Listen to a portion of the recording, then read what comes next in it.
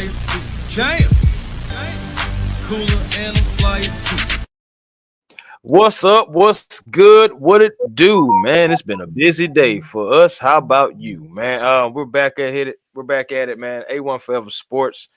We are here, man, just to talk about things that's just been going on around Atlanta. They're all in the same. And today, I would like to have T. Will join me, and also RJATL, aka the Hey, Plug.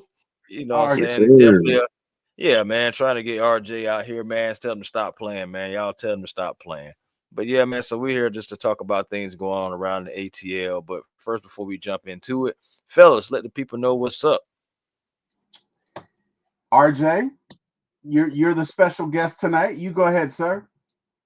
Yes, man. RJTF Life, the plug, for as a part of the 95 North Sports Machine.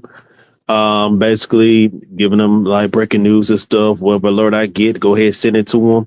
Pretty much they like producer, and I'm just a big sports fan. Hawks, Braves, Falcons, and I'm just glad to be on here. Yes, sir. T. Will. Yes, sir. Well, I'm T. Will. I'm on a few shows. So I am on One Time for the Fam, which airs Wednesday nights at 9 p.m. Although, Mr. Jack Spade was a little under the weather, so we didn't air a show tonight. But rest assured, we'll probably be back tomorrow to air a show. So that's One Time for the Fan, typically Wednesday nights at 9 p.m., Friday mornings at 9 a.m.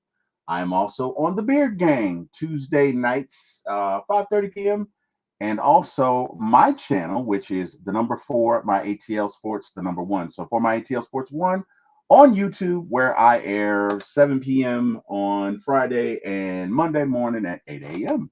And that's where you can find me. Chris Yes, A1 from sir. Bay. Let's go, brother. What are we talking tonight? What are we talking Hey, tonight? man.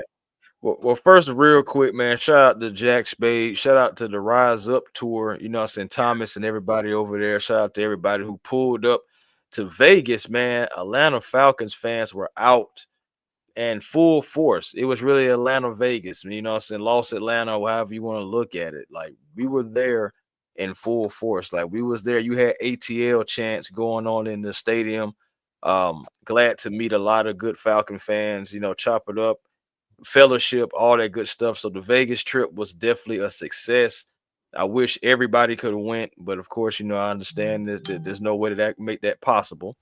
But yeah, it was a great time, man. Next time we play in Vegas, Falcon fans, if you didn't get out there to it last time, the next time we go, you got to get out there. But I just wanted to say that real quick. But man, we're talking Atlanta Hawks, we're talking Atlanta Braves, and a little bit of Atlanta Falcons as well. But to start it off, we're gonna start with our Atlanta Braves, man. Winter meetings is going on. The Braves have been very mute, you know what I'm saying? Kind of like dead silent. And, you know, um, the move that they did make, was bringing in Brian De La Cruz. And I definitely want to get you guys' thoughts on Mr. De La Cruz coming through. Double A bringing him in, signing him into a one, I believe it was a 1 year non-guaranteed contract. Yes. So Yes. and so that's well, that's a small move. But what are you guys' thoughts about De La Cruz?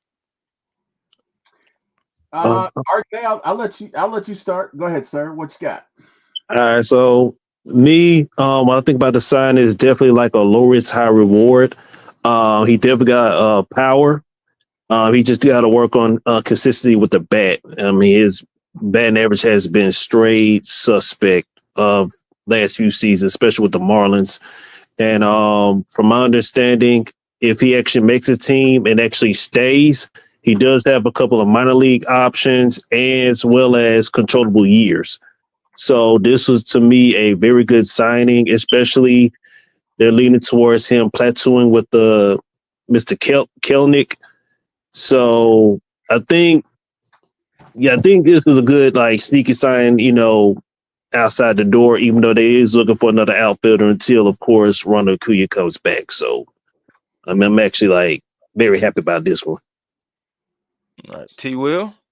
Yeah, I'm happy about it. I think it could go either way. Brian De La Cruz is not necessarily a great defender. I think his WAR was either at 1 or just under 1. So he's not necessarily going to hurt you defensively, but he's not going to help you win many games. He is a home run hitter. I think it's hit some against us. Yeah, he did. Yeah. I think he hit it a 233 clip, so he's not setting the world on fire from an average perspective. But again, he has had at least 1 year where he was really good. So again, it's a low budget signing. Low risk. If he works out, great. Best case scenario, he's your starting left fielder. Worst case scenario, like RJ said, he's a platoon player. You bat him against lefties. You give Kelnick a chance against righties, and when Ronnie comes back, that's how you do it. You got Ronald in right, you got Michael Harris in center, and you got the platoon in left. Now, what you do before then, I don't know. Personally, I'd like to see another move for a left fielder. And look, I know, even though the Braves won't say this, we have limited funding. We've been over the tax threshold for the past 2 years. This will be our third.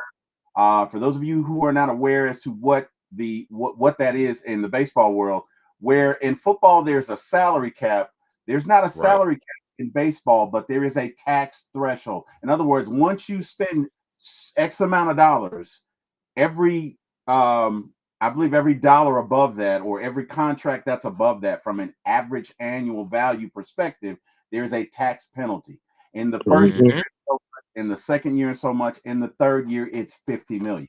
And even though Alex Anthopoulos has come out and said, "Well, if we find the right deal, we're not going to do it." You guys believe that? I'm gonna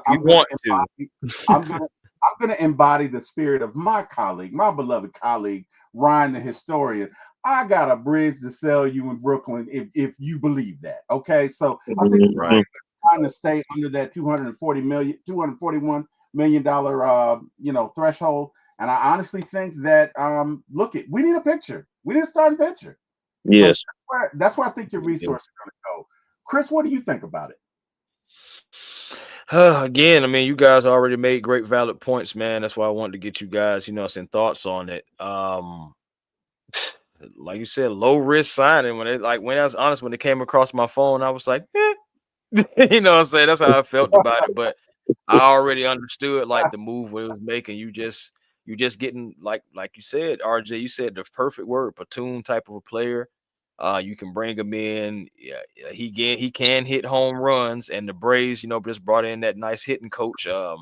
They got some World Series experience. I think they're trying to get back to putting the ball in play more so than just trying to crush every ball that comes across the plate, which is a great thing. So they still need to make another move. But even if they do just try to roll with Dela Cruz and maybe Kelnick and everything, and try to go after some starting pitching, I'll be open to that as well, because that's something we still need to address, because it is questions in our starting pitching as well. Guys did do well last year, but I just feel like you just can't bank on it. No, so don't put all your eggs in that basket that you're going to be able to do it again and repeat it. Try to retool it. Try to fix it. So I feel like that's another thing they can do. Like y'all said though, low risk signing definitely can be something that can either help you, overall, or hurt you down the line just because you don't have enough, offensively or defensively, like you said, T. Will, about his WAR. Just thinking about this though, let me run this past you guys. I think the Braves, well, my personal opinion, I think the Braves are interested in what some of their prospects can bring. What's my man name? Drake Baldwin, who is the number one catching prospect, period. So he's tearing it up in AAA. Talking about Drake Baldwin real quick, he's either at 298. Stats are hitting like 298, 407, and 484 for the Gwinnett Snipers in 2024. Man, that's not bad right there. Then you also still have Nacho Alvarez and Hurston Waldriff.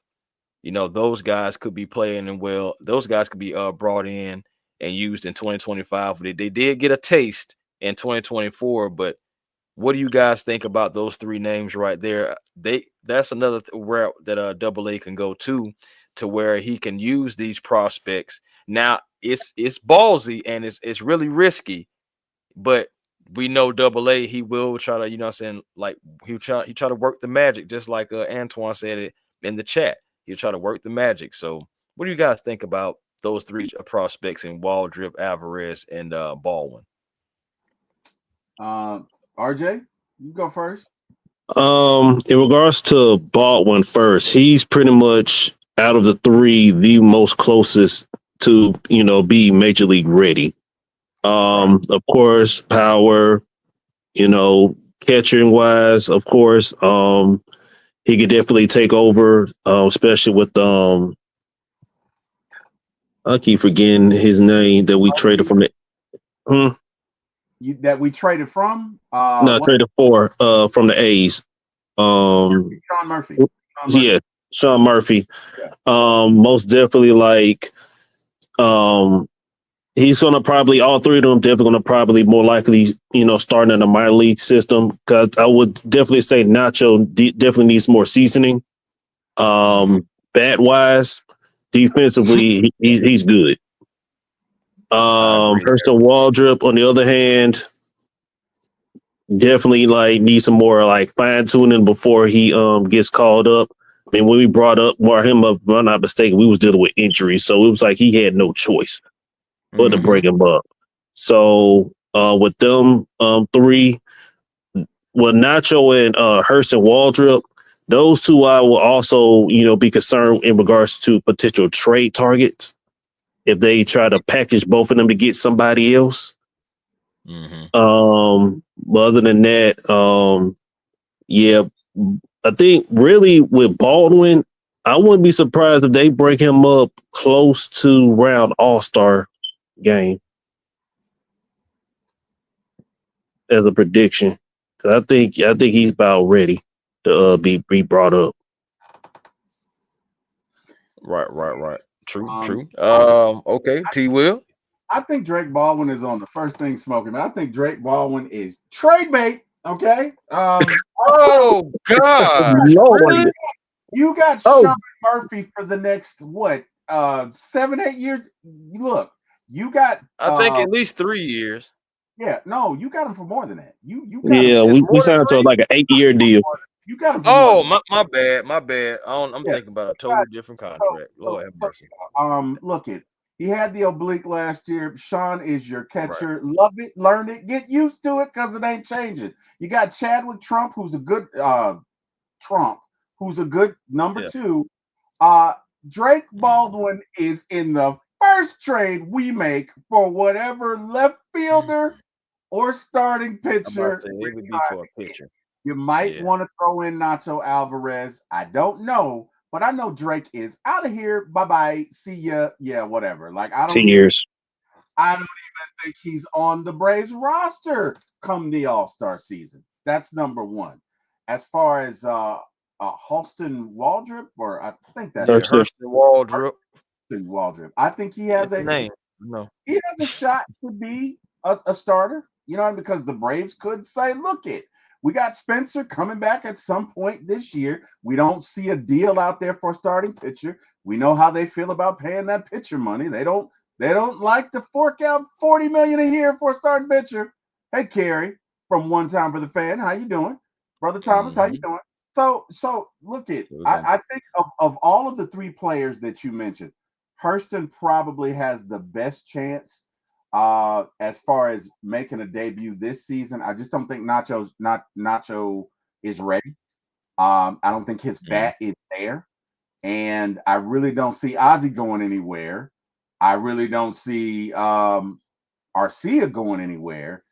So you could package both Nacho and Drake Baldwin and maybe go and get you a pitcher, or maybe go and get you a left fielder. But I know for sure, I don't think Drake is here past the spring. If you want to know the truth, Nacho may be gone, but I think of the 3 that you mentioned, more than likely the player that's going to be here and play and has the best chance of playing this season is Hurston Waldrop. Just my thoughts. That's interesting. I know the Braves, they're pretty much high on their in-house guys, so they really are. Double A would love to bring in these guys to help save some of that money because it's kicking in. It's not crazy money, it's reasonable. 22 mil for Austin Riley, 18 mil for Ronald Acuna, which is that's criminal. But whatever. Yes. Still, it's just like they're still high on it, and Double A is trying to navigate. I think he's trying to navigate, but we don't spend money like that. We have thresholds, Well, so we do have thresholds. I'm not gonna say we don't spend money, but we Well, spend it. we spend We it. Yeah, very we spend it wisely, different than everybody else. which is a way of saying we rob folks. So if you're successful when you're a rookie or before you hit free agency, the Braves are gonna come to you and say, "Hey, you can sign this $80 million deal or $100 million deal for the next Right 10 now, right? Mm-hmm. Now, if you hit the open market and you're really good, you might get double, quadruple, 5 times that. But then there's the threat of injury, right? So let's look at Ronald. always. There are two ways to look at the Ronald Acuna contract. You could look at it like, okay, he is as good as Juan Soto, who's making 700, potentially 800 million. But Right. Acuna has also had 2 torn ACLs. Yeah. So in some ways, it's helped the Braves. In some ways, it's helped him. The person who is really, I don't want to say getting taken advantage of, but really, really underpaid is Ozzy Albies. Ozzy Albies' Yeah. total contract is 30 million. Total. He literally got a Scottie Pippen contract. Yes. Yes. Yeah. And it's he funny. I it. just seen the last dance too. It's crazy. Just Yeah, watch that again. he's fine with it, right? But what I'm saying is the Braves manipulate contracts in a way that suits them. And one of the reasons they do this is because unlike the Dodgers, unlike the Yankees, unlike the Mets, the Braves TV contract is terrible. Okay? It's terrible. Why is it terrible? Well, Ted Turner, God rest his soul, he gave us the high hard one when it came to the deal that he initially made with Fox Sports. So to give you an example, right, of the disparity between our TV contract and everybody else, the Dodgers TV contract alone is $300 million. Okay? Yeah. Million with an M. Okay? Look, that's our salary. So the Dodgers don't even have to worry about that. That's why they can go out and get Ohtani. Because they know if we don't make 1 red cent this year, their salaries are already paid for by the TV contract. You want to know how much the Braves Right. TV contract was? What Braves? Nobody say what Braves TV. It was 40. It was 40 million. Now I don't know what it is now, but it was 40 million. I don't even think it's 100 now. So that's not Right. apples to apples. So the Braves make their money off of their location, all the amenities that they have, and the battery. That's where they make a lot of their revenue, right?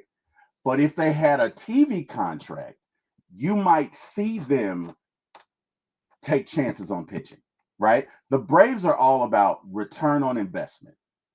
So Max Fried, for example, is 30 this year. He signed an 8-year contract. Max Fried is not going to be worth that contract in about 5 years. Correct. So that's where the Braves are thinking. Anyway, didn't mean to take that long, but yeah, the Braves spend money. They're all about ROI or return on investment, right? So there you go. And don't forget. Oh, go ahead. Yeah, don't forget about their little TV contract. Who didn't they file for bankruptcy or something like that? And yeah, so yeah, is it FanDuel? Yes. Yeah, they partner. The Braves just partnered with Gray Media to return to Peachtree TV in a multi-year deal. Yeah. Gray Media and FanDuel Sports Network, the same FanDuel Sports Network that has the Hawks. And so I really don't like it. Like, yeah, that's why I would just say a Gray Media, a little small station. It's honestly it's criminal, man. Because it is. That stays in Atlanta, you can't even watch Braves games, and it sucks. Like you're in the city and can't even watch your team. It's just like, unless you have But these bells and whistles, and it's just crazy. And it but goes back guys, to what That, you were let's saying as it's well about some of you these gotta have deals. you literally gotta have direct TV to watch it. but let Literally. let's look at this honestly. These are the days that we're in. And let's be real. Do you know the average age of a baseball fan? Oh, 35 plus. No, 49. Oh God. Okay, okay. That makes sense too, though. But I knew it wasn't in the 20s or anything like that. And that's across all ethnicities. 49. People in your demographic, Chris, y'all ain't watching baseball.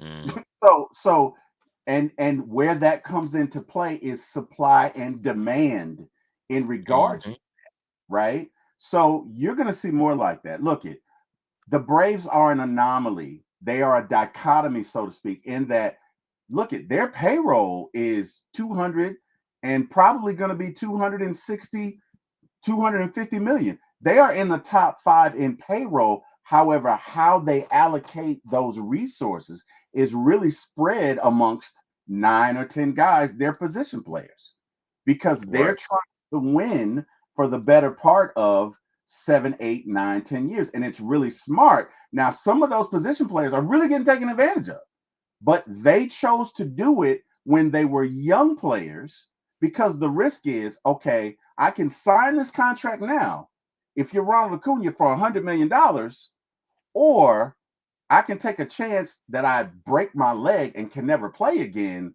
and play for this 200,000 as opposed to signing for 100 million and now I'm set. You get what I'm saying? That's Yeah. right.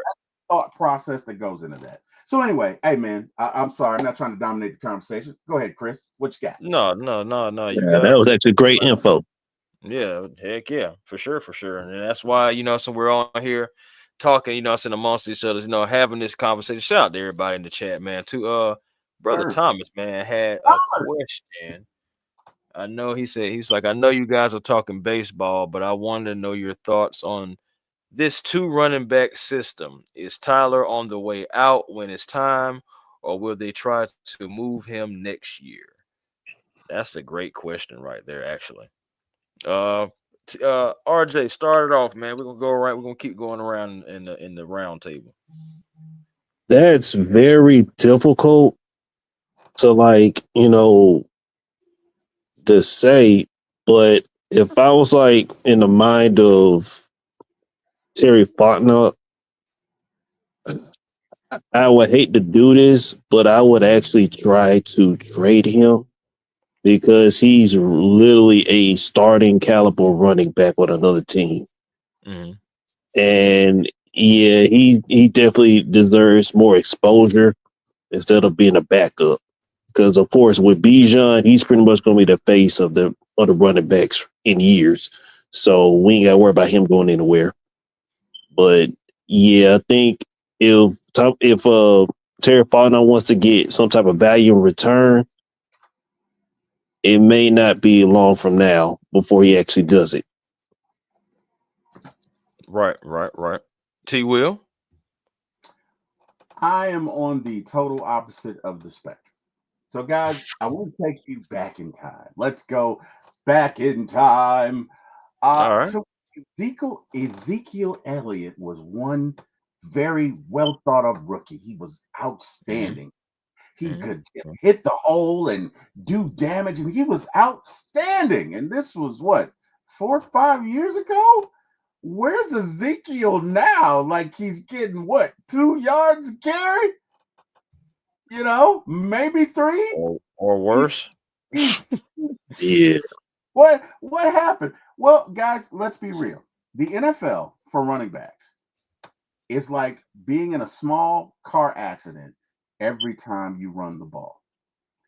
Yeah. Bijan Robinson is a superstar. I would not, however, run him like a bell cow because I want extended years out of Bijan. I want Bijan for 8 or 9 years, and you're not going to do that if you make him the bell cow. You're just not. Eventually, those hits will catch up to him. So if it's me, I absolutely keep Tyler Algier and sign him again. And I have a Thunder and Lightning because guess what? The two feed each other and maybe you can extend them both and have a great running game for at least 5 years, as opposed to running Bijan to death for the next 2 or 3 years. And in 5 years, you got Ezekiel Elliott all over again. I would not do that. Okay. If it's me, I'm trading Kyle on the first thing smoking. Kyle, see ya. Bye bye. And I'm Mm. trading Kirk Cousins because I don't care what anybody says. Somebody's going to trade for Kirk Cousins. Why? Terry, you're insane. Well, you're going to trade for Kirk Cousins because basically you're only on the hook for 1 year, right? Cleveland. Make no mistake about it. Mhm. Outside of, look it, I don't know anything that's more desired than an NFL quarterback. Really. Right. Is there anything more valuable in sports than an NFL quarterback? Well, Terry, he had a terrible season. Yes, he did. But let's look at the mitigating factors. Number one, he is 36. His arm is injured. His elbow's injured. He's coming off an Achilles injury, in which I don't think he ever really got going. And oh, yes, by the way, he has a first year offensive coordinator. And if you don't think that has something to do with it, again, It I does. got to sell you in Brooklyn. Now, It definitely does. Kirk also has a silver-tongued agent. So he's going to spin it to some team. And if you're the Falcons, you package him and Kyle, maybe you get 3 or 4 picks and you go to this year's draft and see what you can do. But I would not trade Algier for nothing and nobody. That's just me, right? You can trade Kirk's Mhm. deal, you get out, not out of all of it. You still got to pay the signing bonus, but you get some relief from it, right? And guess what? 2026, you're good to go. You're good to go. And you still can sign Tyler for a reasonable deal because even though he would be a starter right now, he's gaining number 2 yards and he's Mhm. going to get paid like a number 2 running back. Hopefully, he'll be affordable. Now, that's if he chooses. I I don't was about know. to, I, I I was wouldn't about to trade. say, T. Will, he would have to take a major pay cut. He would have to. It would have to be a contract to where it's like, I want to be in Atlanta And maybe because Bijan is the number one, is the eighth overall pick. We know Bijan's gonna get his money. So Hmm. you're gonna pick up the 5th year option, all that good stuff like that. He's eligible for an extension, so coming up soon, I believe, too. So my goodness, man, it's just like I want to keep. Do I want to keep Tyler Algier? Heck yeah, because you got 2 different backs.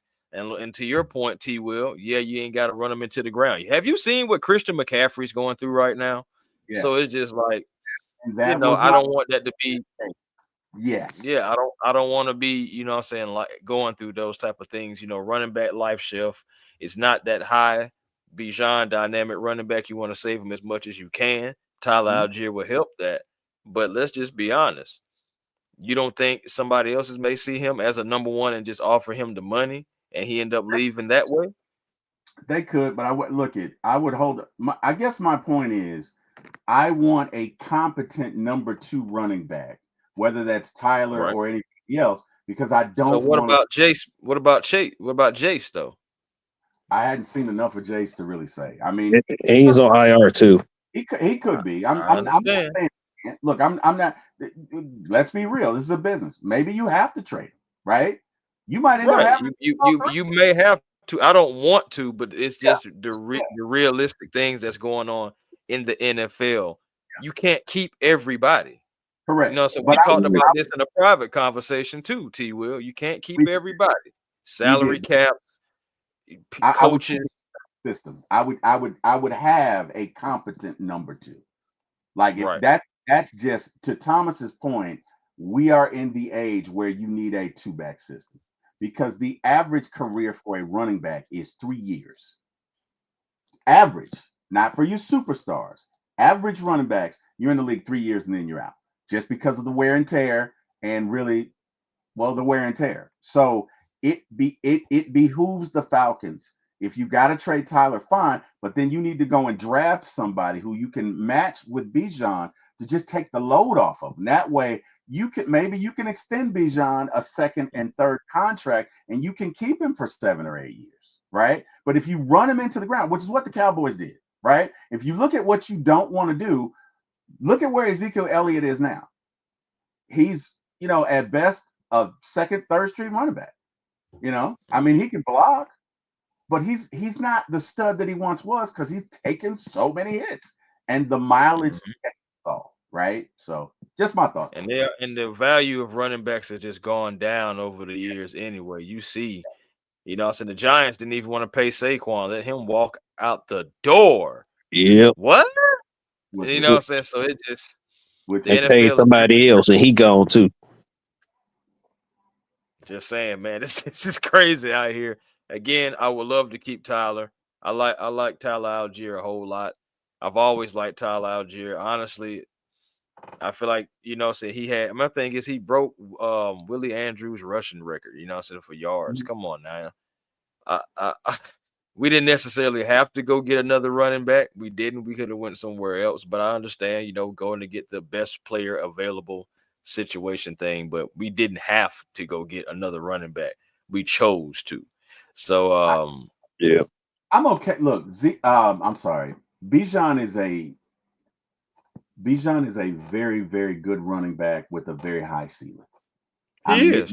You're I talking understood it. I understood why you did it. I do. a potential Hall of Famer. I'm not saying definite. I'm saying potential if things line up the way that they should line up, right? And those don't come every day. So I'm okay with it. The pick that bothers me, if we're talking about picks, that is Kyle Pitts. That bothers me. Well, that's another one that bothers me, honestly. Yeah, Another one that because that's a guy who I felt like should have never been an Atlanta Falcon. Could have got yes. Jamar Chase or Penei Sewell, and then guess what? If you got Penei Sewell over there, we're not even talking about this next subject, but that's hot as a firecracker right now, and that's Michael Penix being Yep. the starter of the Atlanta Falcons now moving forward. Yep. Like, okay, where were you guys when the news first broke? Michael Penix to the Atlanta Falcons. I mean, excuse me, dang, not back at the draft, not back at the draft. I'm talking about yesterday. Where were you guys yesterday when the news broke that he was becoming the starter and quarterback for our Atlanta Falcons? Oh man. RJ, go ahead. I'll be quite honest. Like I was literally just laid down, like about to go to sleep. I'm just starting my phone, and I see the notification. Soon as I seen it, and it was from the Falcons' Twitter account. That's why they just started sending to people like, "Up, here I started. Let me go ahead and get these live streams going because I already know people gonna be talking about it." Man, trying to tell you, it was hot off the press. It was like Krispy Kreme put on the hot sign. Because I ain't gonna lie, these Falcon content creators was on it, and y'all did y'all things, man. Salute to everybody, from Smitty all the way down, all the way down. I mean, shout out Rise Up content creators. That's what I got to say about that, man. Yes. But yeah, T. Will, where were you? Bro, I was right here. And let me tell you something that was funny about that. I was so disgusted by that. I typically follow the Jack Spade theology, which was positive to a fault.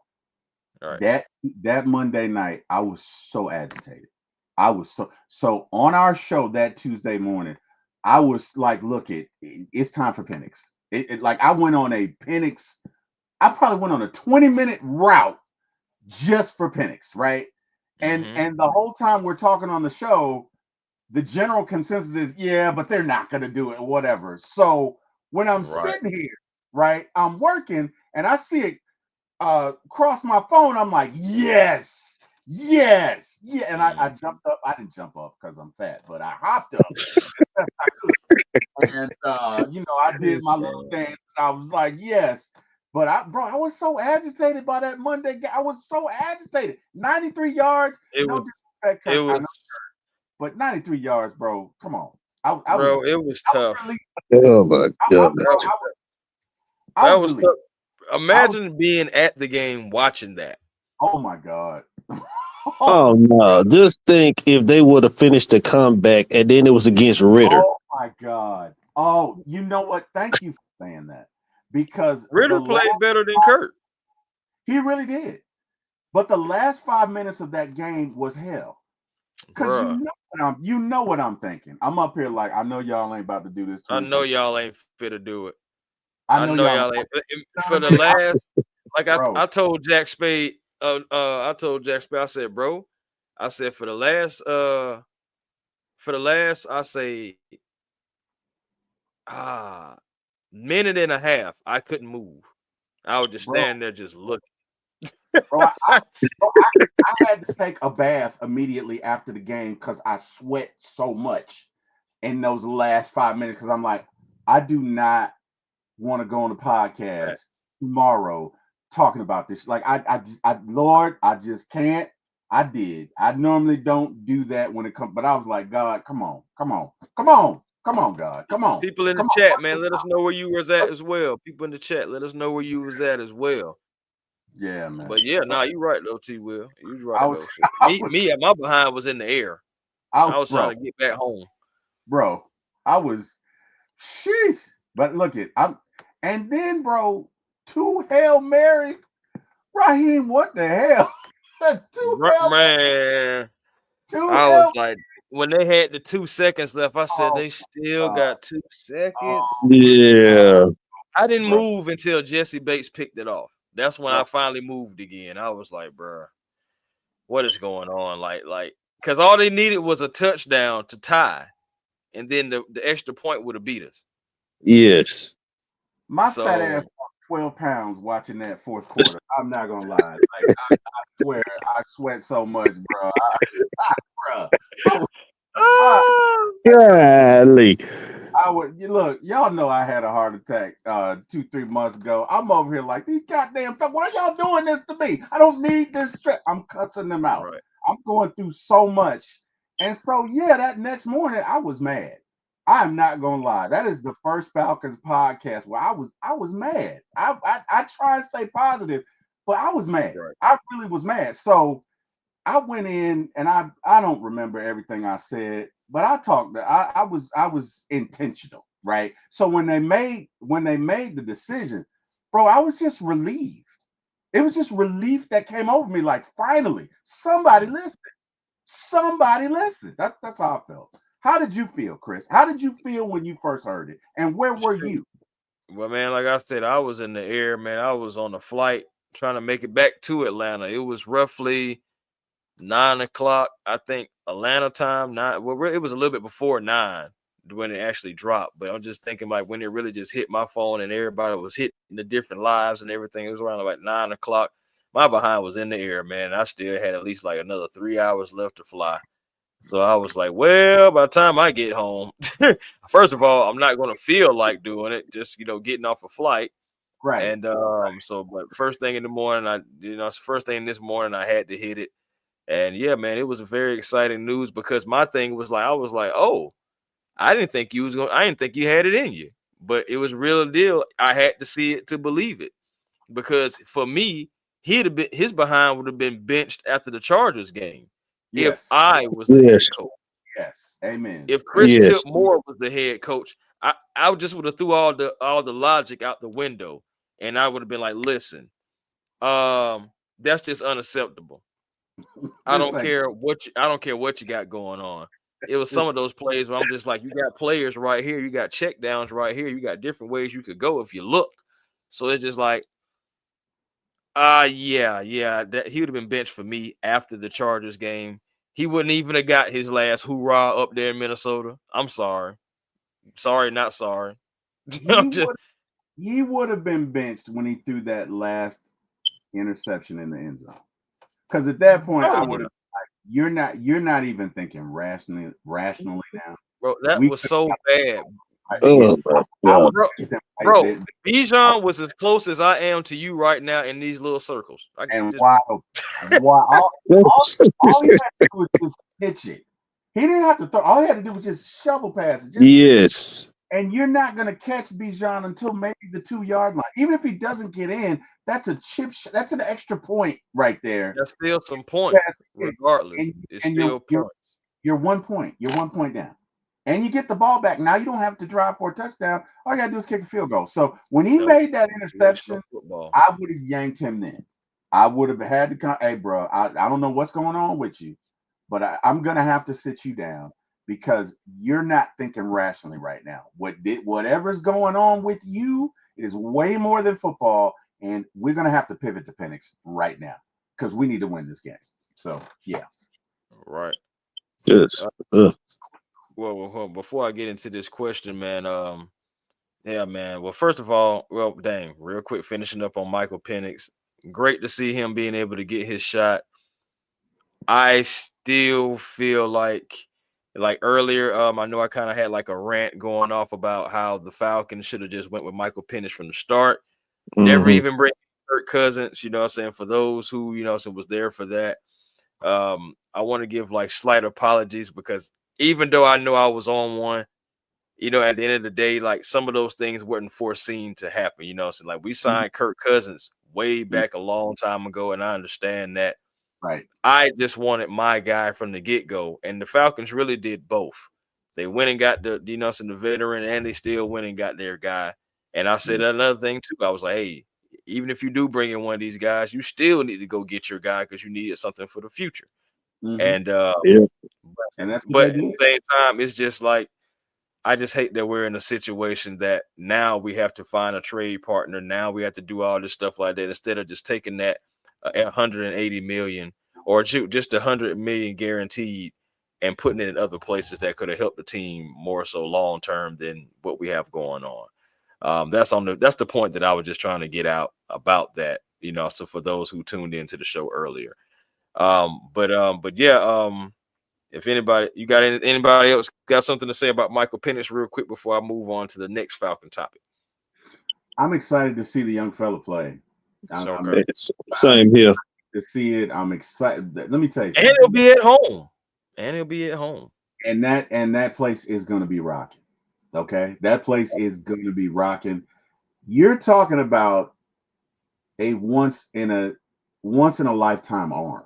You're talking about an arm that, bro, they just don't make those kind of arms every day. So I'm excited to see the first time they put 8 in the box and Penix drops back and the crowd sees that arm.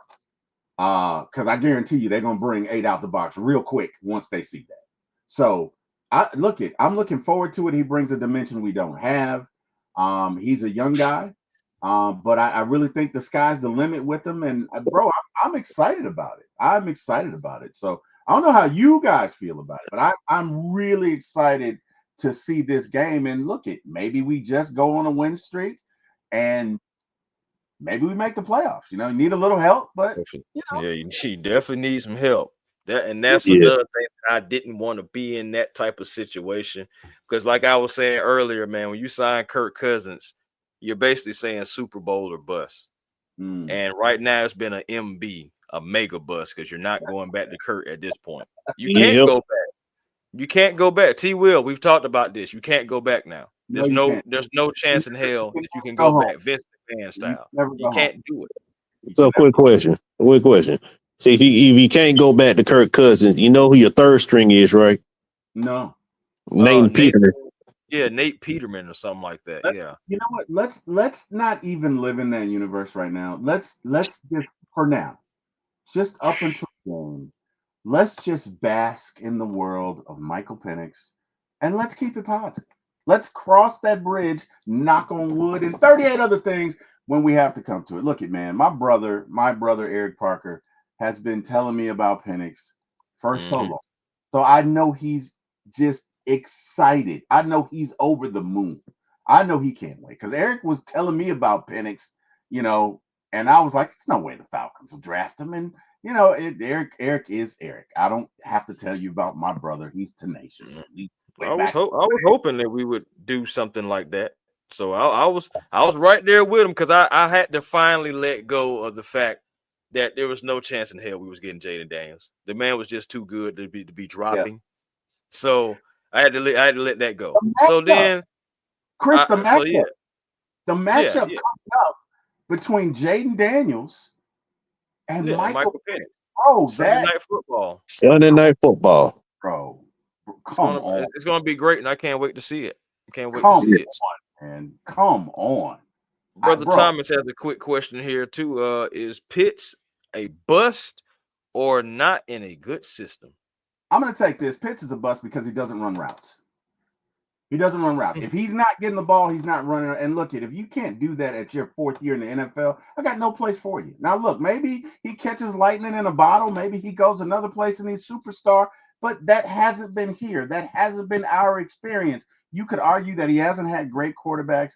Yes, but Penix is a 4-year professional. I shouldn't have to tell you how to run a hot route, a hot route. I shouldn't have to tell you to finish a route whether or not you get the ball or not. I just shouldn't have to do that.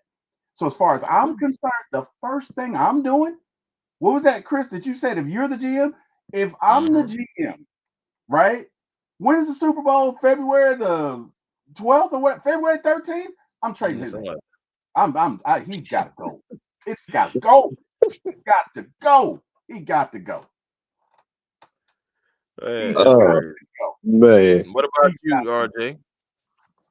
No, Eric Pitts wasn't running there every route. I can't do that. No, Eric Pitts. He went down to Tampa Bay. He took plays off. Yeah, yes, he did. Yes, and he's done that his entire tenure with the Falcons. So Pitts got to go. Okay, Pitts got to go. That's how I feel about it. But in regards to Pitts, even though he is leaning towards a bust, he has played out of position. He's technically a wide receiver. I had a friend who watched a lot of Florida Gators football while he was down there.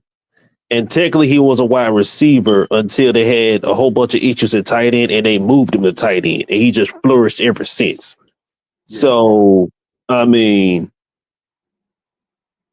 yeah, he just need to go. And look, maybe he does flourish in another, but you've got him for one more year. Okay. Mm-hmm. Are you really going to sign him? Are you going to take that risk? Are you really going to do that? Look, you're going to sign Drake. You're going to sign B. You got to sign those two, right? Mm-hmm. You're going to have to sign a left tackle. Where's the money for Pitts? Because it's going to take 22 million to sign him. You will give him 22 million? I'm not. Okay. Why would I give Kyle Pitts 22 million when, I mean, his production doesn't even scream 22 million? I'm just saying, regardless of being open or not, the production, that's what it's going to come down to. And it's just like 22 million. Nah. But he could probably get it from somewhere else if they feel like that they can unlock him, so to speak, or, and everything like that. Every team feels differently about a player. The Cowboys right now, if they want to put Pitts in a trade, you know what I'm saying? Hey, we can do it, but you got to send me Michael Parsons back. I'm doing it yesterday. However we got to work that out to make the money work and everything like that, it's so be it. But, I would definitely go get somebody that's going to bolster my defense, a player that I can actually use. Is Michael Parsons great in the run? No, but you know what he is great at? Getting the ball carrier on the ground, period, and just getting the quarterback on the ground. Something that I need. That run stuff we will work out. We got other players for that. Yes. If you're talking about sending me Michael Parsons for Kyle Pitts, I'm going to help Kyle Pitts pack his stuff. I'm going to drive him to the airport. Whatever needs to be done. Get on the unicycle like Dixon Way. You damn right. Me and my big belly. I get the man and drive him on a unicycle about Atlanta. Hey, look it. And you know what? That is not. Look, I don't know Kyle personally. I'm not attacking him personally, but honestly, maybe he needs to go to another system. Sometimes it just doesn't work out, right? You guys been in relationships. Sometimes she's just not the one for you. She might be a great person. You might be a great person, but together, a good couple you do not make. That is what I think of when I think of Kyle Pitts. It's just not. It just didn't work out. You know what I mean? So let's go ahead. Let's get off each other's socials. You give me back my albums. I'll give you back your stuff. You got your albums, bro. Oh, man. I did say albums. Well, I'm old. Shit. Whatever. What? I mean, nobody anymore. I mean, I'll get my t-shirts. You get your t-shirts. Whatever y'all got nowadays. But I'm just saying, sometimes it just doesn't work out, man. It just doesn't work out, and it's okay. It's okay. It's It's all right. okay. I mean, and this is my thoughts about Kyle Pitts. I've already said many times. No point in me changing it now. The man should have never been an Atlanta Falcon. So, I mean, at the end all and be all, he should have never been an Atlanta Falcon. You did that because of what Julio said and what Julio Yeah, did. And you went after exactly. Kyle. You should have went and got Jamar Chase, or you should have went and got Penei Sewell or Michael Parsons to be from the begin, and then we wouldn't even be going through this. So now we're trying to figure out how we can use them. Um, Hopefully Michael Penix actually will be able to have some kind of connection with him. I'm interested to see that too. I'm Me too. interested to see how Kyle Pitts will be moving out there this coming Sunday for our new starting quarterback, Michael Penix. Hmm. Can he establish the connection that him and Kurt just could not get on page with, or will we continue to see the same Kyle Pitts half running on certain routes, not finishing certain routes, and what I'm saying, giving half effort? Because I felt like against the Raiders, that felt more forced. Some of his catches more so than just in the flow of the game. I don't. That was just me personally just being there. I It agree. was just like, so it wasn't, it didn't seem natural. So we're gonna see, man, what happens with that. Next thing out real quick, Young Way Cool. Young Way Cool hits the IR. And honestly, Young Way's been dealing with that hip and he's been trying to fight through it. Um, I think I like your point earlier, what you were saying, T Will, and I know you're gonna probably jump on it too as well. But what are you guys thinking about Young Way Koo to the IR? And we signed right now, you can call him a journeyman because it's Mr. Riley Patterson, who off of the Cleveland Browns practice squad. RJ. He's done. We have seen the last of Young Way Cool. Mm. We have we. I'm going to put out on a limb. I think we've seen the last of him. There is, like I said, there's been games like, especially against the Saints. He missed like three, He missed and three. he hasn't really been the same. Like Right. he had like when we first got him, he was like kicking like he wasn't gonna miss anything. Hmm. And now he just, like I said, he has like this season for some reason he just like regressed, and I think it's just time to move on now. I mean, there is a kick out of Georgia. They can go ahead and try to, draft him and everything. Woodring, Mm. also go young and everything. Other than that, yeah, I think his time in Atlanta is done. Does So, that contract say he's done though? Like what's that? What's that? Because that's a decent contract. I'm not saying it's world beater, but I think he has a multi-year contract. Does he he not? does. I mean, They he's gonna- made 73% of his field goals, 34 attempts this year. Made 73%. I mean, it's still a passing grade, but it's not like Young Way of old at all. Well, what? He Go changed ahead. his, I know, huh? No, I No, go was ahead. about to say, I know he changed his stance and he's kicking a different way now.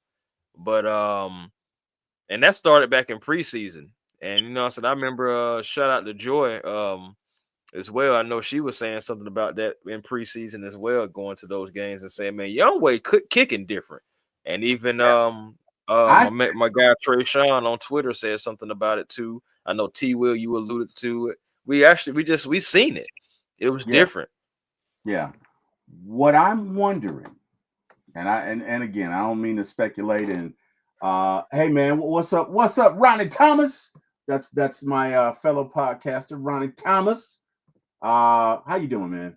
Ron's a good dude. So Yeah, man. here's what I hope it's not.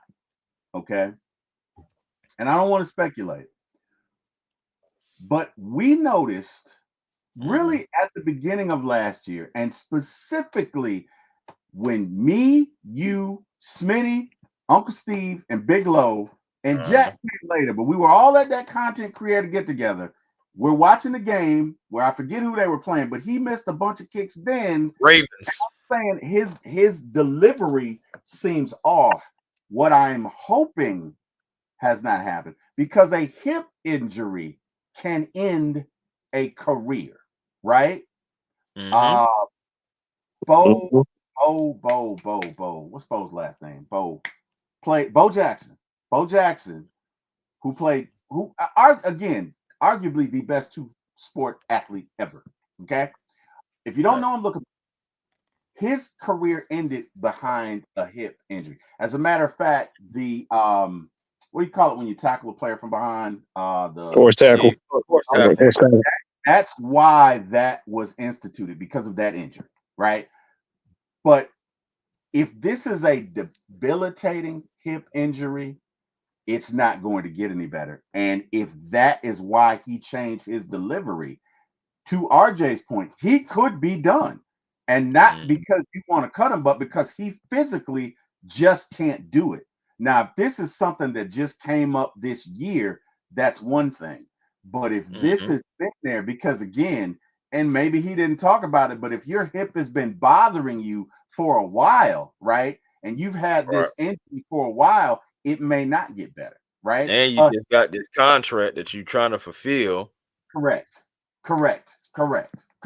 A hip is like a shoulder to a pitcher, Pitcher. right? Yeah, Yeah. You tear your absolutely. elbow up, they can replace anything in the elbow up, but that shoulder, a lot of times that shoulder doesn't get better, right? That's why, what was it, Kyle Wright? Remember Kyle Wright from the Braves? Yes. Mm, They traded him because he injured his shoulder, and the Braves were 22 like, game starter. right, but he Yep. Wins. injured his shoulder, and the Braves were like, no, we're not even doing it. We're not even doing it. Yep. We're not. Thank you and good night. Right. So Right. what I hope is not going on is this is a very serious hip injury and it's going to alter his delivery. Right. Because Mm, as we've seen, he can't be consistent with the way he's doing it now. It's not that he can't kick right. now. It's that because of the injury, he's had to alter his delivery and he doesn't know where it's going. Make sense? Yeah. Yeah. No, I Yes. mean you see him out there some when he's kicking, and so the ball goes, and then like he's looking. Shoot, the game where he did miss 3 field goals. Remember when he missed the third one and how he Yeah. started jumping up and down? Because he didn't know It where it was was going. just like a Because he was frustrated. just He to was like, "Are just to you cater kidding to me?" your point. Right. He's like, Just to because cater to look, your point.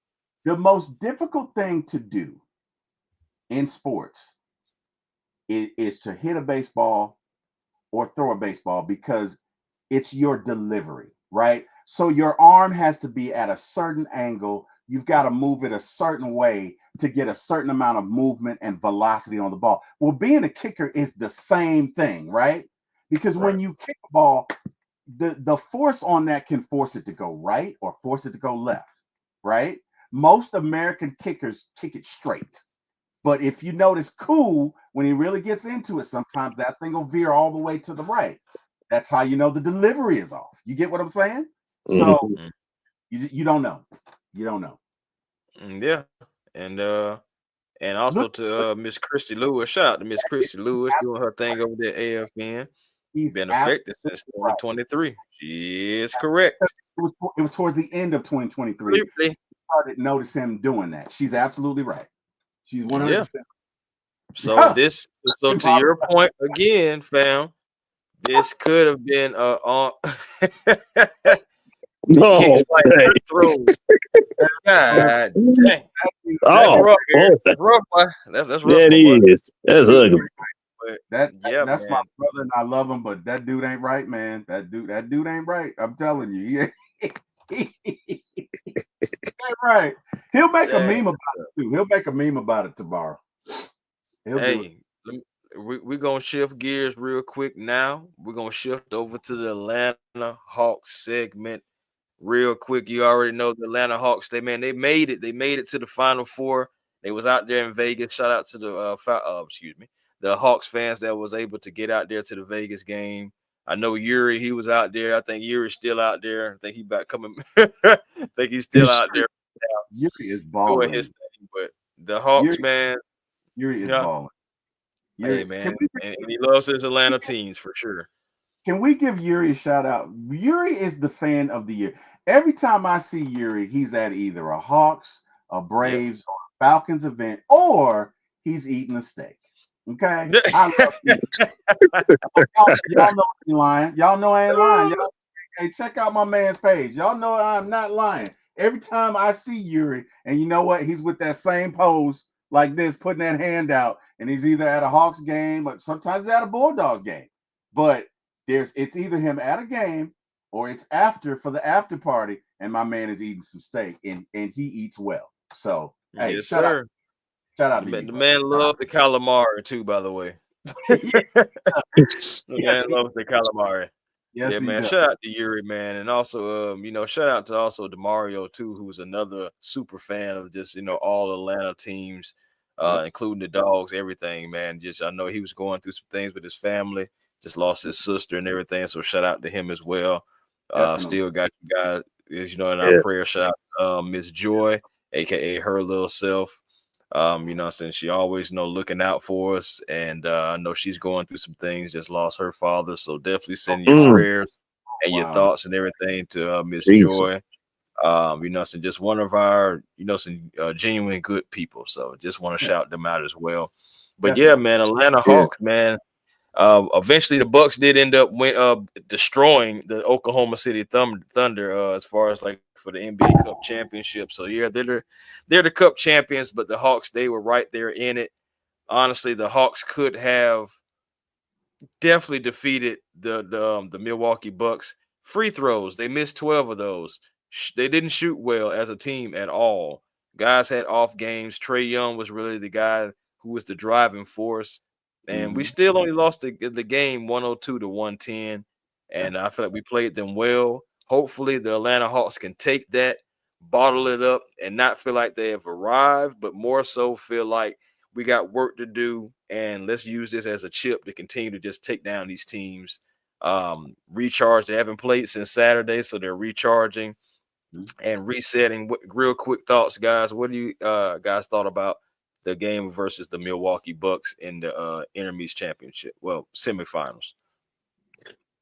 RJ. Yep. So yeah, looking at that game, like the Hawks actually had that game in their hands.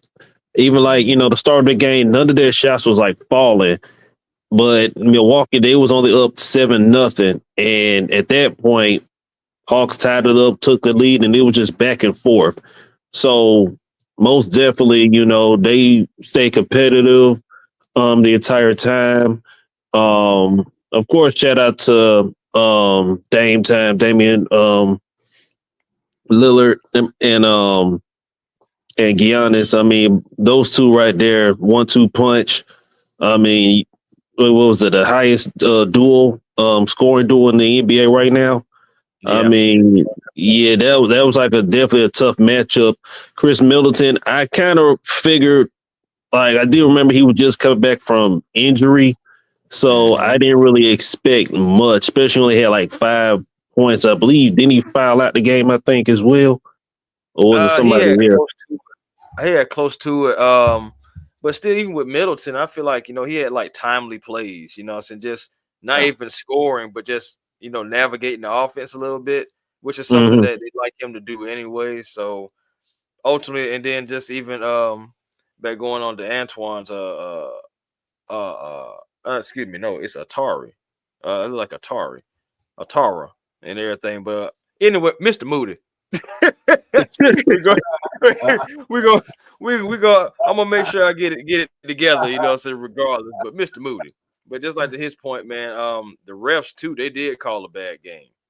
I feel like they called a bad game. JJ did not have a good game all the way around. The normal JJ game. Everybody, like I said, as a team, we did not shoot well, and we did not make those free throws. Yeah, Hunter had a mediocre game as well. Yeah, What I'm saying? But at the end of the day, bro, like as a team, I feel like we can just build off of this. We know that if we would have shot better and if we were knocking down free throws, we win this game. We missed yeah. 12 free throws. We lost the game by 8. You know what I'm saying? My man crazy said, just don't call me late today. Oh, It's I love it. crazy. I love Love it. it, And I love it. love it. I love it. Love it, family. But yeah, man, Hawks can just build off of it, man. I'm not disappointed at the Hawks at all Mm, because A lot of us didn't even imagine them to even getting to the semifinals of that. They got like a little taste, that experience with this young team that's still learning how to win together and play together. That's going to be a good feather in the cap to kind of just be like, all right, look, we kind of see where we're at. Let's build off of this and continue to get better. Use this right here as fuel to say, hey, look, you got us here, but you see us again. And we'll see Milwaukee at least another 3 times this year too. And just other top teams. We have a chance to just continue to put up that fight like we do every game. And I think we're going to be all fine. We're going to be all right. Yeah. I was proud of this Hawks team. I was extremely proud. Number one, they're just fun to watch. They're young, they're energetic, they get after it. Look, we didn't win this game, but damn it, that score was close, and we really could have. If a few things go our way, that could have been us playing for it. And they're young, they just have to learn how to win. They have to learn how to win when they're not having their best night, right? Anybody can win when you come out and shoot the lights out. But can you do the little things? Like Chris said, can you hit your free throws? Can you do the fundamental things that just don't let you don't let you beat you, right? You already got to beat them, but you don't need 2 enemies on the court. You don't need you and them. And once we can learn to, and that just comes from, like Chris says, maturity, right? So once we can learn to win when we don't have our best fastball, if you'll excuse the metaphor, we'll be okay. But I'm proud of this team. Look, we beat Boston. Very proud of it. We beat Boston. We beat Cleveland twice. Yes. Twice. So, and New York. My last point, we didn't even win the points in the paint that game either. Something that we've been dominating all year and still only lost by 8 points. Yeah, you got it. So they should take this and be like, all right, we got something for that. We definitely got something for that. But got to get into some injury news. Well, so no, before we get into the injury news, got to get into some different news. Seth Lundy, guy, ladies and gentlemen, the Hawks did waive 2-way guard Seth Lundy. Now Lundy, he had been sidelined with a left ankle injury. He got surgery on it back in mid-May. Back in the G League with the Skyhawks, he was averaging 20 points, 6 rebounds, and 2 assists. 46% from the field and 40% from 3. You like that, but the problem is, again, back in mid-May, he had ankle surgery. Then next thing you know, he re-aggravated the ankle injury during a workout, before the Hawks preseason game. And he's supposed to be reevaluated in January. And we'll see what happens with that. Hopefully, he'll be able to still find, a roster to play on when he's able to come back. But Seth Lundy, guys, what are you guys thinking about, the Hawks letting go Seth Lundy too soon or just right? RJ? Yeah, I think with him being waived, I think it's in regards to the other 2 injuries we'll discuss. Because at this point, right now, we definitely gonna need some type of size at the center position, or we're gonna need another point guard to help, run the team behind Trae Young. Other than that, of course, former 2nd-round pick. He was definitely a good knockdown shooter. I was hoping he was gonna stick around longer, just at least, crack to the main squad. But, like I said, life happens, especially injuries in the NBA, and he'll be back in the NBA. It won't be for long. Right. And what you got, T. Will? Hey, man, as the old saying goes, you can't make the club from the tub, right? Yeah. So if you stay injured, hey, what can we do, right? Dan Quinn was notorious for this. Dan Quinn would when folk got injured repeatedly, he would cut them a check and say goodbye. He was a believer in that. And look at, what can you do? You know what I mean? So, I hate it for him. I think he'll be back. I think he'll catch on with another team. But look, we need all the bodies we can. We need available bodies. We need folks that can contribute. And it's unfortunate, but it's the world we live in, Chris. So it is definitely the world we live in, and we're gonna just roll right on into it. The next Yeah, we're just gonna roll right into it because injuries are starting to kind of try to pick up, man. Injuries are trying to pick up, and it's similar players getting these injuries. It's like the same players getting injured over and over again because your 15th overall pick in the 2023 draft, same draft with Seth Lundy that was in. Kobe Buffkin is now having season-ending shoulder surgery. The Atlanta Hawks, you know, saying they announced that Kobe Buffkin, he is having lingering shoulder issues. It's going to knock him out for the rest of the season. They announced this on Wednesday. He will undergo this surgery to address shoulder instability. And on January 7th, the second-year player will make a full recovery, hopefully by next season. Like, again, the 15th overall pick again. He's been plagued by injuries, just period, especially with the shoulder anyway. He's been dealing with the shoulder anyway over and over again. And then he actually partially dislocated the right shoulder. Then he was unable to take care of the summer league, you know what I'm saying, his rookie campaign, re-injured the same shoulder during a practice ahead of the season opener, and only just played 10 games for the Hawks before the Hawks now having to shut him down. You know, he last played on December 8th. So, you know what I'm saying, Buffkin, first round pick, man. First round pick, and he's going to be gone for the season. We need a backup point guard. Veet is not the answer.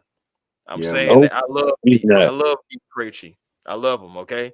I love his fight. He's a good utility player, good backup piece, but that can't be all that you have behind Trae Young. Exactly. It just cannot. No. That's how I feel about that. It just cannot. RJ, how you feeling about Kobe Buffkin? I mean, it definitely hurts, especially with him, like, you know, second year in the league. You know, hasn't really had a full season yet. So we really still don't know what he's capable of. We've seen, you know, just sparks of it. But I mean, like I said, it hurts us depth wise because after Trae Young, you really don't have a backup true point guard. So when he, you know, off the floor, you got Vitt, you got Jalen Johnson. Sometimes you had to use Bogey, and you got 6'7", 6'8", 6'9" guys, you know, as your point guard running up the court against somebody who's smaller, 6'3", 6'2", who can, like, you know, just like run right by you and stuff. So yeah, Hawks definitely got some decisions to make, especially towards the trade deadline, to see what they're gonna do. There is one point guard out there if they want to sign. Somebody got to go though, and that's Markelle Fultz. That's still out there. Man, they better try to some kind of way get rid of Cody Zeller behind. Anyway, T. Will, what you think about Kobe Buffkin? What I think about Kobe Buffkin, I think Dennis Schroeder. That's what I think about. I think about how can we gone. Golden State. Golden State already don't pull that trigger. Yep. Oh, really? Yep. Yeah, Golden State don't pull that trigger. Yep. When was this? This week. Yeah, this week. You probably actually like a couple of days ago. Watching that Falcon game when that happened. Oh boy. You're probably right. I didn't even know. Are you serious? Dennis Schroeder, he is going. They traded for him. Was it Milton? DeAnthony Milton, I think. Yeah, DeAnthony Milton and a couple of second rounds, I think. Yeah. A couple of second rounds, Anthony Milton. So I mean, you know, it was trade for trade, you know, but they got them a backup point guard. I ain't gonna lie, I think that's gonna help the Warriors. I don't like it, but I think it's gonna help the Warriors for sure. Damn, man. And to Mr. Moody's point too, yeah, Nicola is back with the College Park Skyhawks. Yes, that could be another reason. You said what, Tarjay? I was gonna say, of course, because I went to a college Skyhawks game like a couple of weeks ago, and he actually played decent, and he is under contract with the Skyhawks like team. So I don't know if they're gonna use that spot for him, or like I said, leave that for either another center or point guard. That's up in the air right now. I say try to go get you a veteran in this instance, man. I mean, I don't think they're going to give up on Kobe Buffkin. I think they're going to try to bring him back next year as well. I mean, he's a first round pick unless they trade him some kind of way. Somebody takes on his contract, which would be great too. But outside Yeah. of that, I think they try to bring him back. I don't know if they want to roll with yet another inexperienced guy. Nikola, he has game, but it still has to be polished. It still has to be, I'm saying, they got to rub those, it's gonna rub those edges out, man, a little bit. I don't think he's NBA. I don't think he's NBA ready yet. I think he's still working on that, especially because he had a late start because he had an injury. So he's. Oh man, Chris. He froze out. StreamYard got him. God damn. He sure did. Damn you, StreamYard. What a StreamYard doing? Can't stand StreamYard. StreamYard always doing stuff. But yeah, man, I don't care what y'all say. Nikola ain't ready. StreamYard, he ain't. He ain't ready. StreamYard. I said what I said. But yeah, man, I think we need to get a backup point guard for sure in here. Trae Young. I still feel like Trae Young is not 100%. I still don't feel. I feel like he's still dealing with. I mean, he's still showing up on the injury report with that Achilles and everything, tendonitis. So again, he's not 100% anyway. He's playing a lot of minutes. He's still out there being a gamer, still out there leading the team. You have to get somebody that can relieve him of his duties and somebody that can still run the offense for the non-Trae Young minutes. You know what I'm saying? Like, seriously, you need that. Oh, by the way, I'm gonna need that $100K back from the NBA since they don't find us for saying that he was capable of playing against the Celtics that one game that we still won. But I'm a digress. That's crazy, man. I ain't gonna lie to you. That's absolutely crazy. By the way, I couldn't believe that they did the Hawks like that. But it is what it is. The NBA they felt like that he was well enough to play. That's what they said. That's what they said, man. That's what they said. But continuing with the injuries. Oh boy, if Dixon Way was here, he would say Toyeka. But but our backup center right now, man, Onyeka Okongwu, somebody who has been valuable for the Atlanta Hawks, will miss the next 4 games as he's dealing with a left knee injury, left knee inflammation. Damn. And last time he played, of course, was against the Bucks. But he will not play against the Spurs on Thursday. Yes, the Hawks play the Spurs today, I will say, because it's 1:00 in the morning now. So to play the Spurs today, yeah. And Onyeka Okongwu isn't going to be playing. Of course, we already know we lost Kobe Buffkin, but Onyeka, he already, had like toe injuries and stuff like that. Now he's dealing with the knee injury. I believe that knee is in the same. It's on the same because he had was it a left toe? It's the left big toe, wasn't it? I think so. Or was it the right big toe? Because basically what I was going to say is it's the same knee that's on the same leg with that toe. You know what I'm saying? So I'm trying to figure out, is he trying to compensate for the toe and starting to put more stress on the knee? Yeah. Because you can definitely do that. Trying to, trying not to put too much pressure on it and trying to, you're going to have to compensate somewhere else. And maybe it's going to his knee. So that's something else you got to think about right now. Double O is averaging 11 points, 6.5 rebounds, 1.4 assists, shooting 54% from the field and 77% from the foul line. Now, of course, that 3-point percentage is something else. But, at the end of the day, shoot against the Bucks, he hit a couple of big threes that kept us in the game. So he has been pretty productive for the most part, what you can ask for your backup center, your change of pace center, because he can stretch the floor a little bit. But what do you guys think about this injury? He will be missing the next 4 games with this knee inflammation, and he will be reevaluated. I hate that word because it never really means anything. But yeah, go ahead, RJ. He's definitely going to be missed, especially when it's crunch time. Around the closing minutes of each game, normally he'll be on the floor with, the best rotation that we have with Capello coming off the bench. Um, Definitely like I said, stretch the floor. Also up tempo offense.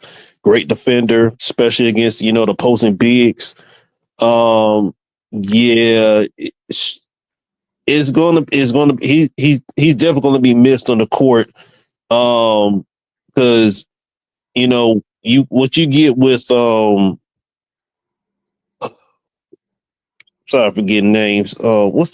What's the power forward we have that's it's gonna come in but that's gonna be coming in instead of him. Oh, you talking Yeah, about Larry Nance? yes. Yeah. Yeah, he's definitely a better shooter than Okongwu because he's gonna knock down the threes. He is like a good veteran.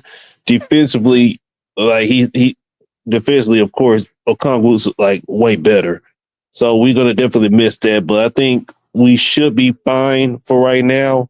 Unless miraculously if Cody Zeller decide to show up, then Huh? I'm tired. I'm sorry. Delete that. He said delete that. Oh Yeah, my but boy. Now go ahead. yeah, he just gonna be missed. Like, I hate it for him, but at the same time, if the rumors are true about Capella and him being a starting center, yeah, it ain't gonna be pretty. Yeah. Hey, that's true. What you think, T Will? Well, it's definitely not good. Onyeka brings a certain intensity, and like I said, he's defensively great. So that'll be missed. I think the Hawks can weather the storm for a few games. Like you say, Larry has his uses. He can definitely hit the three. He can swing the ball around. He can help you out offensively, and I think he'll do in a pinch, and I think we can work it out. What concerns me is this backup point guard, and guys, we need to do something, and we need to do it now.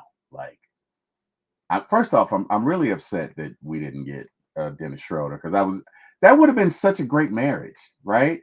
Because Yes.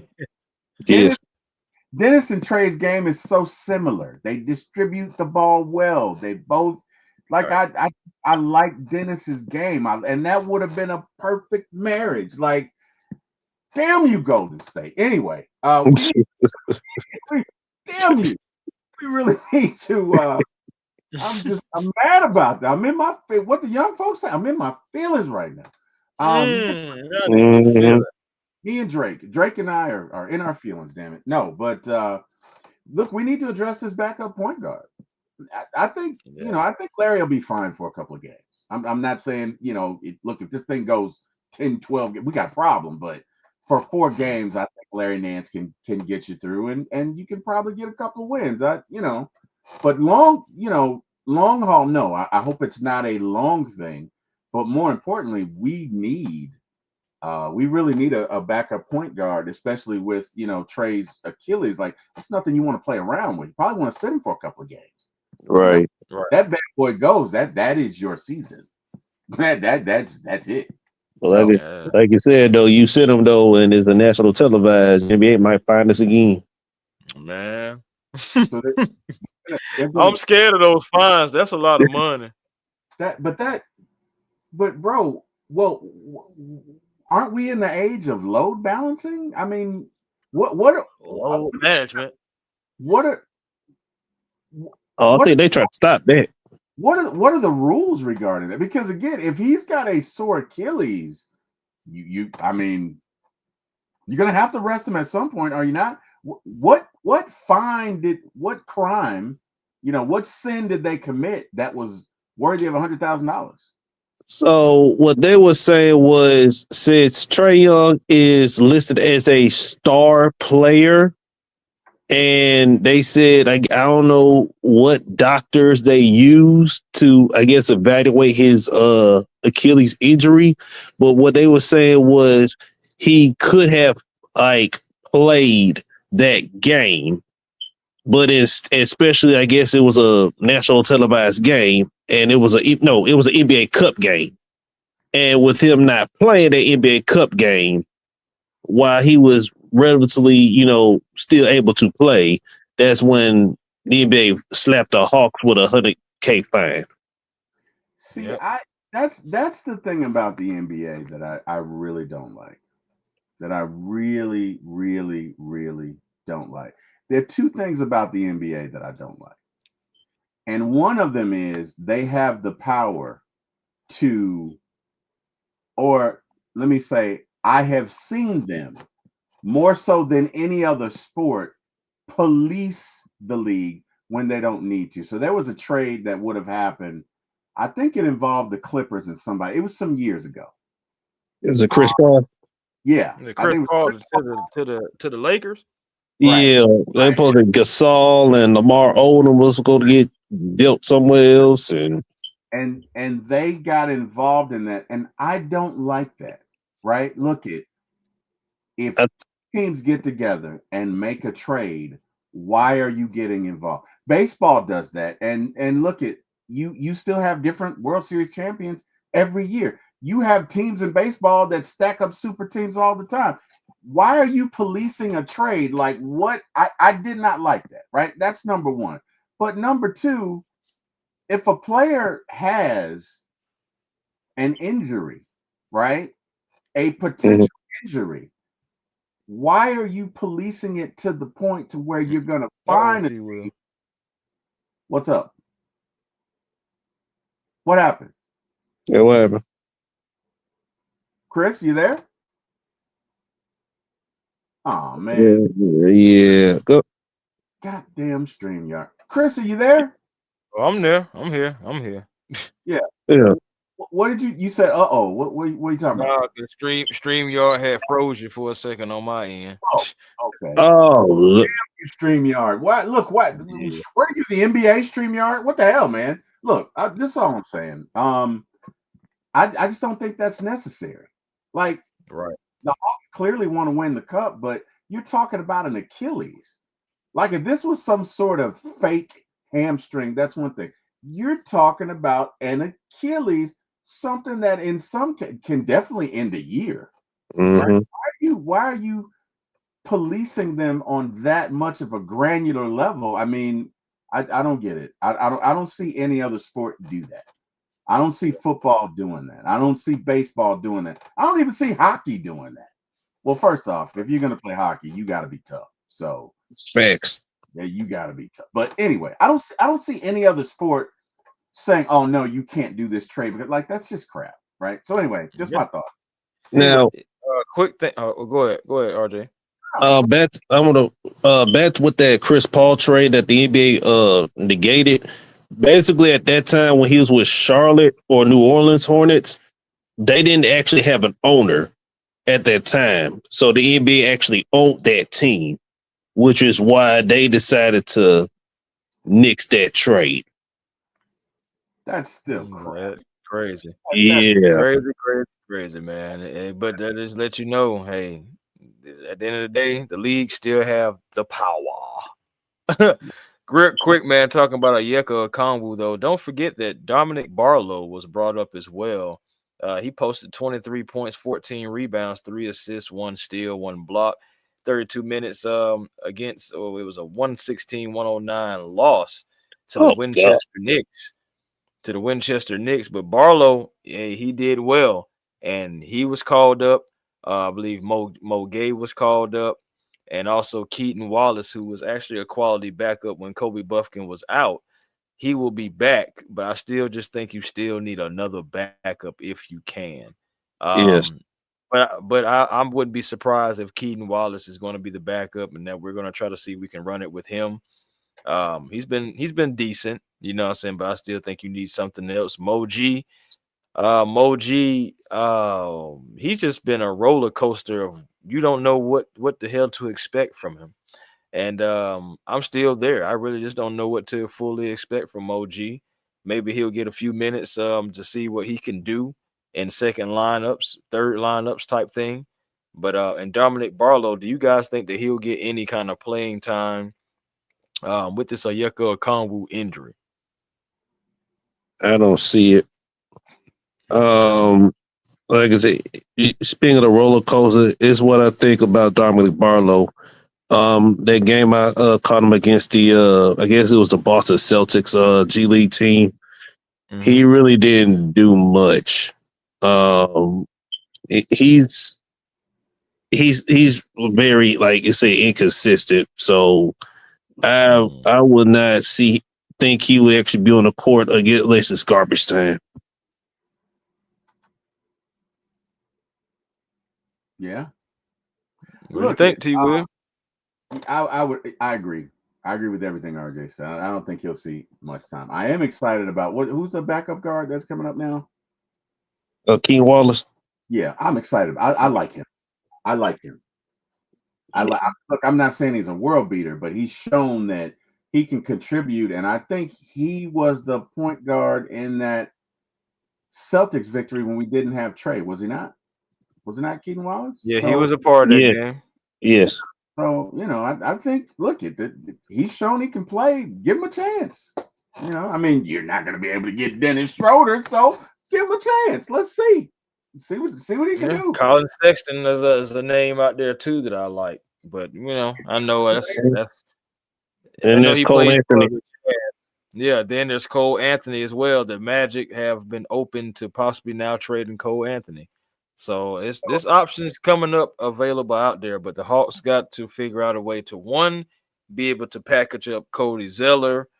That's for one thing. They got to be able to try to see if they can get him up, because he's just floating around on the team, just getting paid, and the guy ain't got to show up. So, and he got the $100K extra from the NBA Cup as well. So, right, dang, yeah. That's what I'm saying. That's how you feel about it. My man woke up and was like, "Yep, appreciate it." I'm saying, that I know Cody Zeller is Bobby Bonilla right now. Yes. Oh my God, nobody is Bobby Bonilla. Nobody's Bobby. Nobody's Bobby. But that's how it feels. It's just like, bro, like you just around here just getting paid, bro. It's just like, goodness. It's almost like the Chandler Parsons thing a couple of years ago. Bro, goodness. That is the greatest contract in history, bro. That'd be until when Otani decides to hang it up and get all that deferred money. Yeah. Oh, well, no. Bobby Bo has been getting $1 million in total. I think it's 30 years. He's going to get $1 million a year for like 30 years. 30 I think years. 2032. Yeah, but I mean, think 2032 it'll be finally over. He retired Bro, this deal though, this deal is older than some people's children, and they're 20, yes. and they're in their 20s. Yes. Let me look up. That deal is crazy. That deal is crazy, man. That is great. Yeah. That is a great deal. Well, for him. Yeah, for him, of course. I mean, that is like the greatest deal ever. Every July 1st. Every July 1st, you get paid, dog. Every July 1st. That thing hit your account. He's gonna get it's a great deal. So we're in 2024? He's gonna get it until 2035. Oh boy. 35. That contract was from July 1, 2011 through 2035, bro. Oh my God. Hey man, hey. Congratulations. Shout out to Bobby Bo and whoever the hell your agent was. Hey, man. Yes. Congratulations. That is legendary. The New York Mets as well. Congratulations to the New York Mets. Yeah, you know what? Yeah, that be the stuff right there. Oh, side note. That trade we did with the Jorge Soler to the Angels and got that pitcher that we did non-tender. He got signed with the Mets. Yeah, he just signed with the Mets. I think they gave him like $4 million or something like that. Yeah, 4.5. Yeah. Well, really, $4 million to the Mets owner is like $5 to you, Chris. Like it's this guy's got Right. hundreds of millions of dollars. So $4 million to him is I don't know, maybe like 50. You know what I mean? Like he's a baller. So what's 4 million to him, right? Come on. You Right. know? It is Hey, what it is. Spend it how you want to spend it, man. Do it how you I- want to do it. That's how I say it. Mm-hmm. but they can have him, dude. I mean, I don't see anything in his numbers that even though I think he had like a 5 something ERA, but even in his expected numbers, I didn't see anything that said there would be that much of a dramatic outcome. So that's Right. why the Braves let him go. Think about it. As pitching starved as the Braves are, they let him go. That should tell you something. So, Yeah. you know. The ERA wasn't talking about nothing. But Yeah. yeah, man, fellas, man, this has been an excellent conversation, man. We talked Braves, Falcons, and some Hawks, man. That's what I'm talking about. Because we were just trying to figure out and just talk about what's going on around Atlanta. Current events, things that has passed, we just haven't been able to get to. So we just wanted to, round it all up. And of course, the Hawks, they play the Spurs tomorrow night. Got Wemby. And it's gonna be interesting just because, like, again, you have big man problems right now. You have backup point guard problems right now. So it's gonna be interesting to see how we attack Wemby and the Spurs, especially in the front court. We'll see what happens, man. But fellas, please allow the people let the people know where they can find you, and we're gonna roll up out of here. RJ? All right. So, man, RJTL for life, the plug. You can follow me on X or Twitter at Roster Heath Jr. And I also have a YouTube channel still in progress. RJTL for life. Um, and hopefully soon, whenever I can drop some content for you. Good deal. Good T. deal. Will. Yes, sir. You can find me on One Time for the Fan on Wednesday nights at 9 p.m., Friday mornings at 9 a.m. Please like and share and subscribe for One Time for the Fan. You can also find me on the Beard Gang Tuesday evenings at 5:30 p.m. Please like and subscribe to them. And lastly, but certainly not least, you can find me at For My ATL Sports 1 on YouTube. Again, the number 4, My ATL Sports, the number 1 on YouTube. Please like, share, and subscribe. And I am there Friday evenings at 7 p.m. and Monday mornings at 8. I want to say thank you to everyone in the chat. You didn't have to be here. You could have been anywhere. You chose to spend your time with us. Thank you. Want to thank God for every opportunity that He gives me to do this because it is truly a labor of love. It's not even a labor. I just love to do it. And I thank God every time He gives me the opportunity. Amen. Did not have to. God is so good. He woke me up, and everything He does, God is good. So I got to thank Him. Last but not least, I got to thank 2 folks.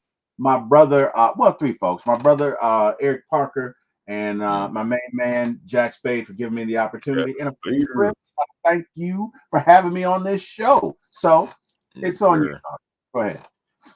Hey, man, first and foremost, Alex got to thank God for taking me on one side of the earth to another side of the earth, still in the United States, but still, you just, from the East Coast to the West Coast, going out there to Vegas, being able to fellowship with people, meet people for the first time. You know what I'm saying? Just indulge into the Vegas, you know what I'm saying, night lights and everything. And that city really never sleeps for real. It's not just something that they're saying. It's things going on all the way to 6 a.m., 7 a.m. Constant thing, just a constant. So definitely thank you for that. This podcast has been great. You know, since tonight, you know, it was a late podcast. I know, shout out to everybody who is up. We had up to 43 eyes on us that I seen, just being up this late, and that's pretty cool. Yeah, sports never sleeps, and I see some of you people don't either. But hey, no, but it's all good, man. Sometimes, you just need something to kind of like, just get you through the night or help you go to sleep, whatever the case may be. And we appreciate, so you guys for coming through. So A1 Forever Sports, that's the platform on YouTube. Please come over, like, comment, and subscribe. TikTok, the real A1 Forever. Instagram and Twitter, A1 Forever. Thank you guys for joining me. Shout out to all the Falcons creators, Hawks creators, and Braves creators out there. Let's continue to put on for our city and for our teams. And until next time, guys, peace and blessings to you all. Find your peace today.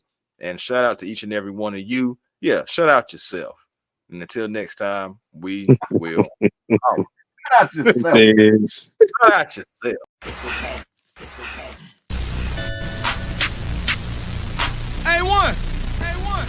A1. Yeah. Truly. Cooler and I'm flyer too. Jam. Cooler and I'm flyer.